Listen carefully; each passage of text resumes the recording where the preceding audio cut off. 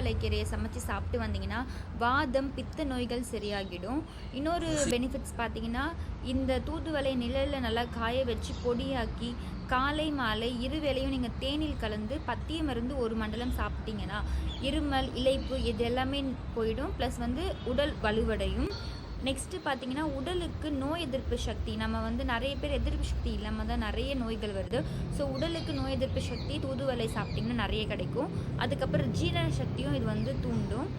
தூதுவளையை பார்த்தீங்கன்னா நல்லா அரைச்சி அடை போல் செஞ்சு சாப்பிட்டு வந்தீங்கன்னா தலையில் உள்ள கபம் அது குறையும். காது மந்தம், இருமல், நமைச்சல், பெருவயிறு மந்தம் போன்றவற்றிற்கு தூதுவளை கீரை மிகவும் சிறந்தது. நெக்ஸ்ட்டு பார்த்தீங்கன்னா, சிலருக்கு ரன்னிங் நோஸ் இருக்கும். ஸோ அடிக்கடி பார்த்தீங்கன்னா வாயில் ஒரு மாதிரி நீர் சுரக்கும், பல் ஈறுகளில் நீர் சுரக்கும், சூளை நீர் போன்றவற்றிற்கு தூதுவளை சிறந்த மருந்து. அதே மாதிரி தூதுவளை காய் இருக்குது பார்த்தீங்கன்னா, அந்த காய்